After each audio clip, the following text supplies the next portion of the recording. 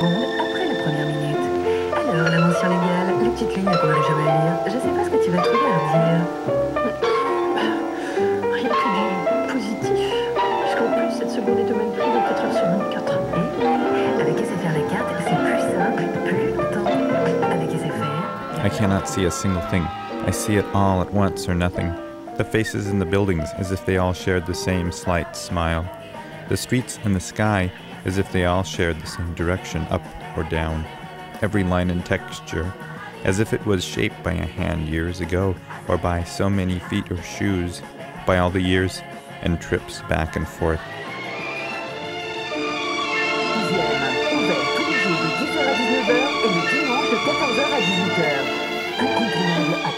Climbing and descending, they all sound the same, have the same squeak and footfall.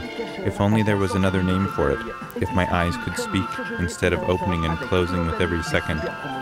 If only there was a word for all this, to say everything new all at once, without having to pause, without having to make a space from one syllable to the next.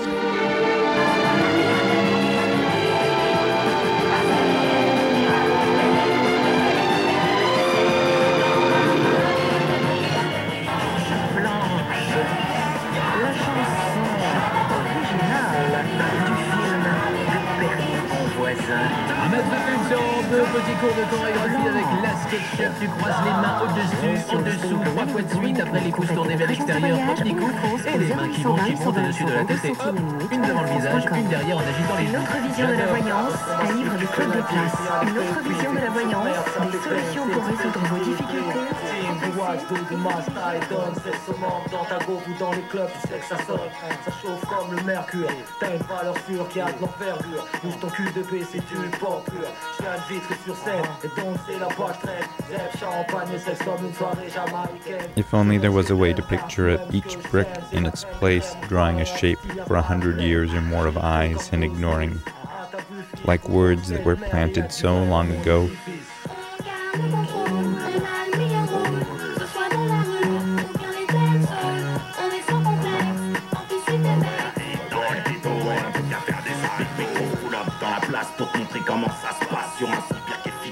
This, the most beautiful city in the world. One would like to see it for the first time, at dawn, without having seen it before, without memories, without habits. Partons à la recherche du dernier signe de civilisation. Un morceau de Chinson.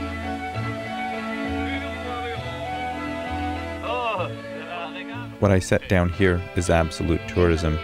Here I am, and this is my walk. I will consult the guidebook and its dog-eared pages. I will look and I will listen. I am here, but looking outside in. Une boîte, attention derrière, bingo.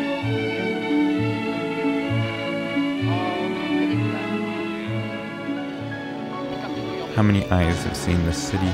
How many hands have shaped or interpreted it? My own hands and eyes make subtle eyes of its streets and people. I can never witness it like a native would. I lack the speech and the experiences. My own version is a caricature, made up and part of all the visits I made to Paris with my eyes and imagination before my body got here to walk and sit.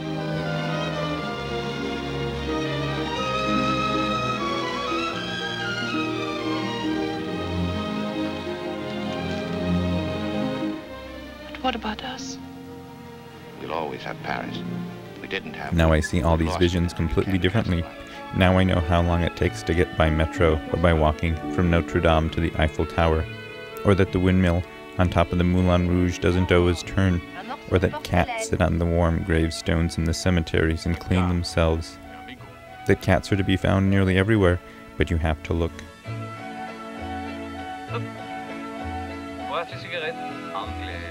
Les enfants, je crois bien qu'on est perdus. What do I see? The great glass roofs of the Passage that make the sky nearer or farther just off the street.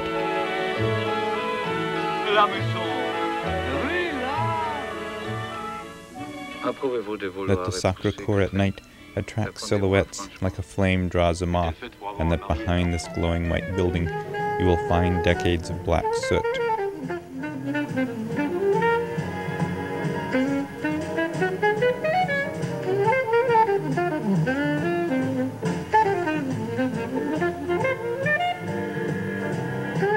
some of the faces on Notre Dame are completely worn off, and the Church of Saint-Germain is painted like a stage set. You can remember the Parc Butte Charmant, which Napoleon III transformed with concrete and bricks and greenery from a dump into a fairyland of bridges and waterfalls and a temple on a promontory. Here, you meet a nice tourist from Algeria who wanted to understand why you do indeed take pictures. I told him happiness, and I told him memory. He seemed quite satisfied when I said those 2 words to him in my limited French.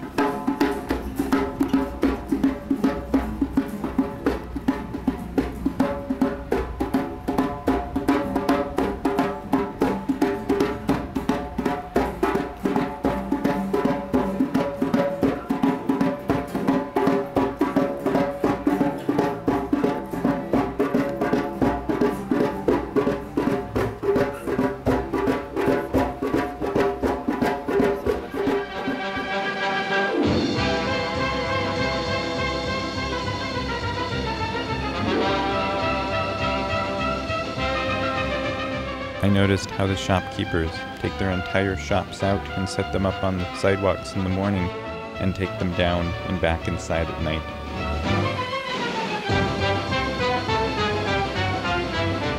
I saw that there are beds made out of boards and blankets on the tiny second floor of Shakespeare and Company, so that the struggling young American writers can sleep their poor nights under the red bindings, and that their dreams of Paris and of literature can flicker to the sweet smell of those decomposing pages.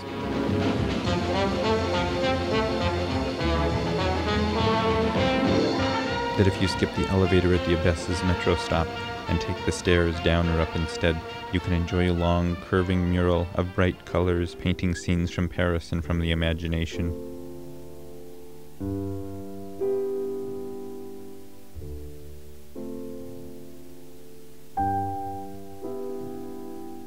That down another long spiral staircase, this one much more stark and narrow, you will find the catacombs, where the bones of thousands are neatly stacked, making patterns sometimes, and large signs in French with the years on them.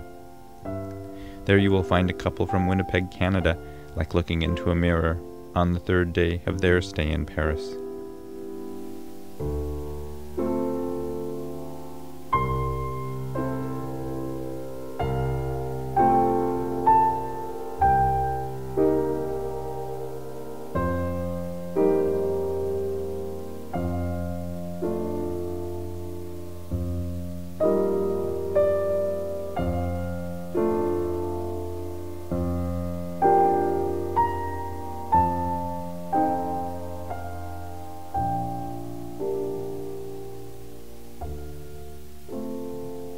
That at the cemetery in Montparnasse you will see the graves of people whose very names thrill you. You can put a metro ticket on a grave that means something to you and secure it with a little rock. Many others have done this. New York Herald Tribune! New York Herald Tribune! Est-ce que tu m'accompagnes, Harold? A city with so much history, with thousands of years of history, is a city that memorializes death, for that is what history turns into. At the bottom of the soaring Pantheon, down one more set of spiral stairs, is the crypt where the remains of some of the illustrious dead of Paris are kept. Here lie Voltaire and Rousseau, and Victor Hugo and Émile Zola are roommates, and many others, lying in their tombs forever asleep, or maybe woken occasionally by the video that echoes down a long hall beside them.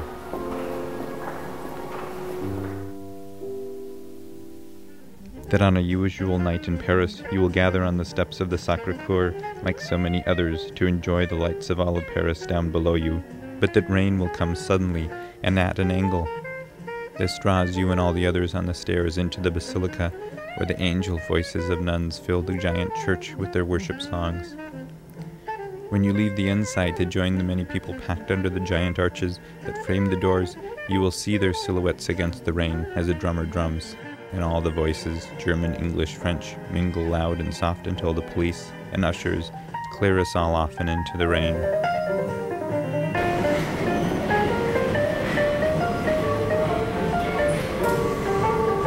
We ride the metro trains, which are smooth on their wheels and take us through the squealing cracks and tunnels, and from one tile stop to another.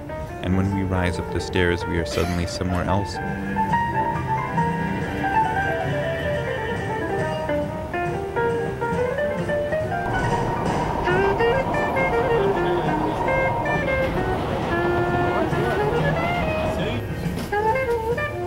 The trains run so frequently that my attempts to draw metro stations are always hurried.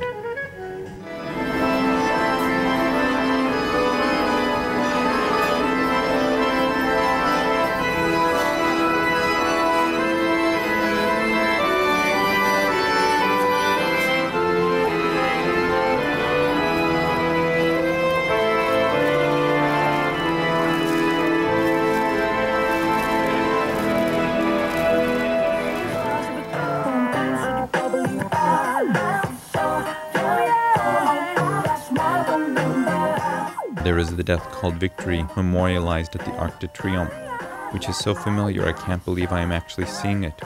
If you stand in the middle, the car traffic circles around you menacingly in all directions. Elle redresse de l'hôtel, le double de nos clés au motel. Si on belle, je vais peut-être mortel. C'est qu'elle connaît plus de position que cocktail. Ça s'annonce des plus hot. 3 ans ça, c'est la fuck. Et qu'on la jette nous hardcore.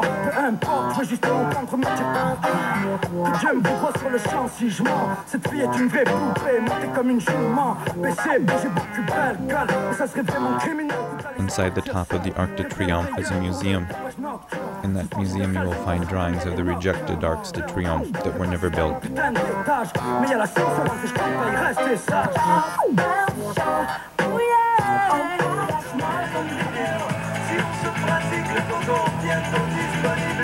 Inside the distance of the Arc de Triomphe is another arch, the Grand Arch. This is part of La Défense, the new Paris, a world of concrete and glass like a dream of the future.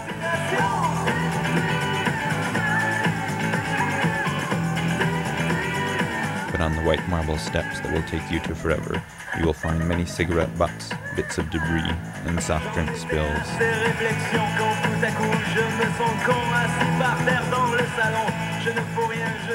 At all the grand monuments or bridges, wherever there are steel rails painted to keep you from jumping, I can never look up at the view for long. My eyes are always drawn down to the evidence of visitors, to the places where people have carved their names or drawn a message to prove that it was they at this place so important. And the light of such majesty, in a place of so many, they are someone too, and they can memorialize it until the cleaning crew comes around with more paint and a sander.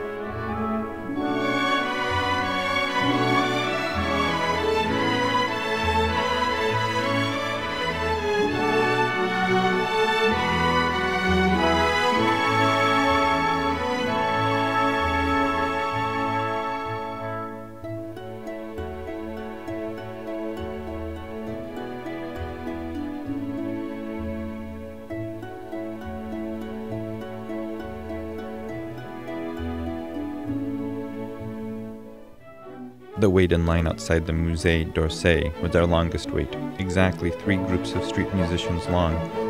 One of the musicians was a clarinetist who played Mozart's clarinet concerto to the accompaniment of an orchestra on cassette tape and speaker. After we tipped him, he leaned to us as the orchestra rose up without him and said to us the name of someone, a statesman and poet. I couldn't understand the name he said to us.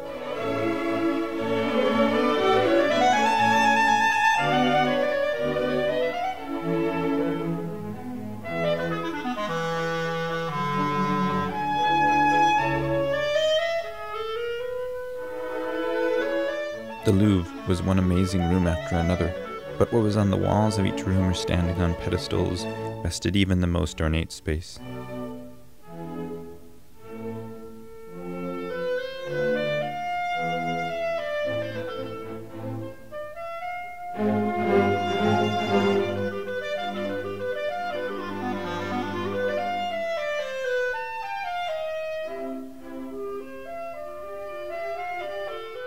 How could an artist paint so big? How many eyes have tried to take in these visions?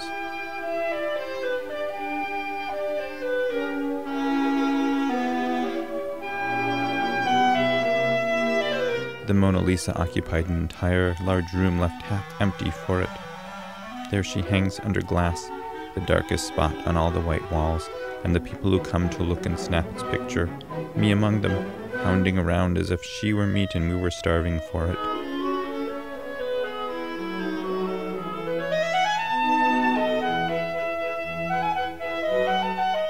At the Louvre, I discovered that the Venus de Milo has a front and a back. That beneath the Louvre is the foundation of a medieval castle atop which the Louvre was built. That it is necessary to pose in front of the Michelangelo statues. How sensuous stone can be, and how it can lock that emotion for thousands of years.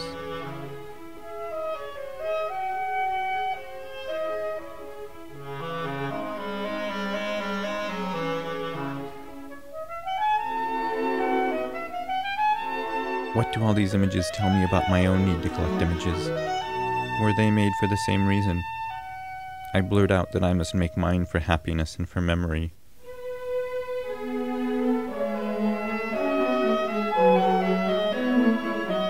The Egyptian images were language itself.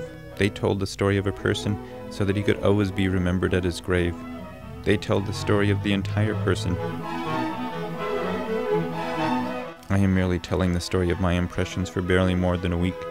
My story certainly will turn to dust long before those stories in rock continue to draw up uncomprehending eyes.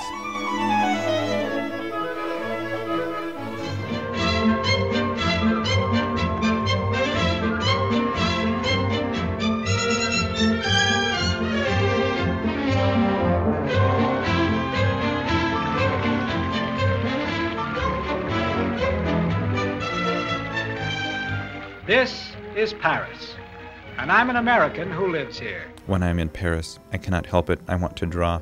There is something about the textures and the lines of the buildings that I cannot understand until I try to put them on paper. Something about the way the people move on the streets or in the place. Or maybe it's just the songs and the movies and all the visits to the art galleries. I am Gene Kelly, dancing with my pen across the paper of the city and trying to make all the lines and empty spaces appear to be something. I'm a painter. All my life, that's all I've ever wanted to do.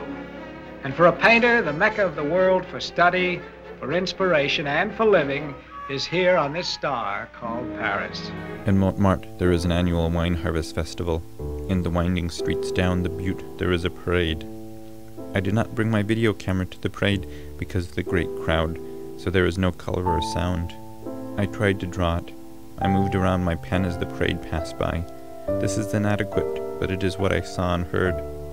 A group of people marching with banners and their faces simplified by white makeup. A band of reeds and brass and drums playing a song and chatting between their parts. Men and women with straw hats and large baskets of flowers watched by a woman from her living room window. People dressed in period costume, three-cornered hats edged with fur and so forth, strolling down the casual street. The street itself, down the hill and down steps and making layers to near infinity.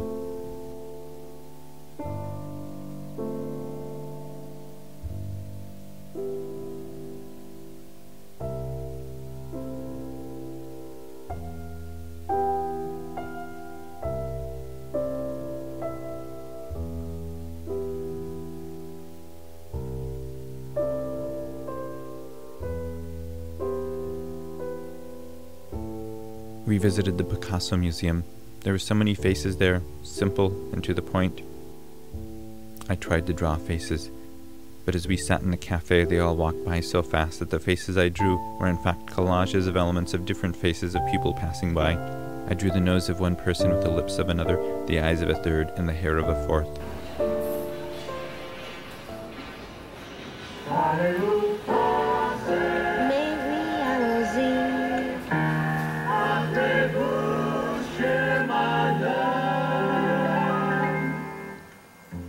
Come on, Tally-Boo, fancy bumping into you. Come on, Tally-Boo, tell me everything that's new. Are you happy? Paris is a warm place. It would have to be with so many chimneys. Is there anything you're Paris is a success at being a city. It has comforted and housed people for thousands of years. The streets of Paris are like rooms with walls and ceilings and floors. When you walk from room to room, you walk through a house or a museum or your dreams at night. Perhaps this room will lead you to your past, and this room will lead you to your future. Here is a room into which you have never walked before. Every street has its own surprises, like this one, tucked into which was a small park with a playground and a man practicing Tai Chi and a moonbird sculpture by Juan Moreau. Has a continental air. There is a long line of land in the middle of the Seine. It was Samuel Beckett's favorite place, and it is called Alley of the Swans. We saw no swans there, but at one end was the Statue of Liberty.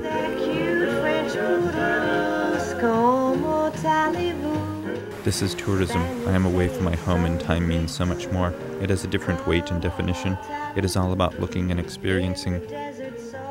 We walk downstairs and through underground passageways. We walk up and listen to the voices of others. We see many others like us, weary and with cameras. We document our life, or the life around us, quite fully, to an extreme degree. Come on, Tallyvoo.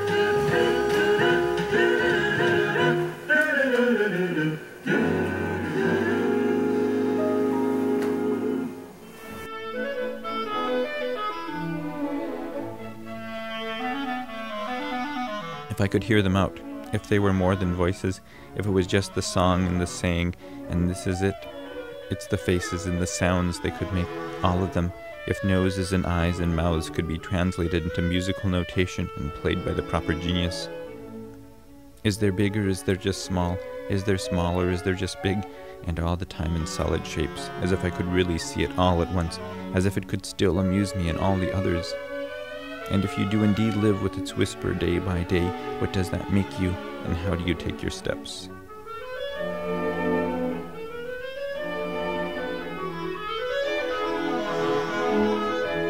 If only there was a name for it, a sound and a silence, a way to express it like a whole city itself.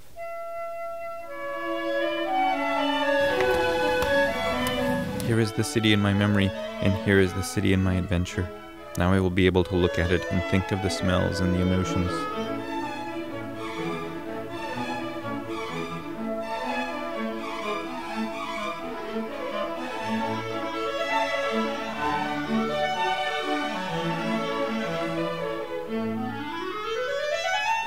What made this trip possible? My partner for this excursion. The books that I read or consulted.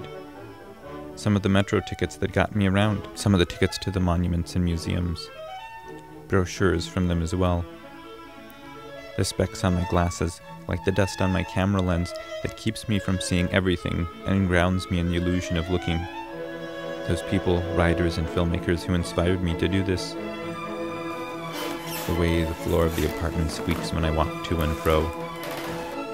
How slippery the floor of the kitchen is. The steps that carried us up to the apartment. The wrapper that the bread came in. A bottle of milk. My sketchbooks. Some of the pens I used. My camera for still pictures. My camera for movement. And me, voila.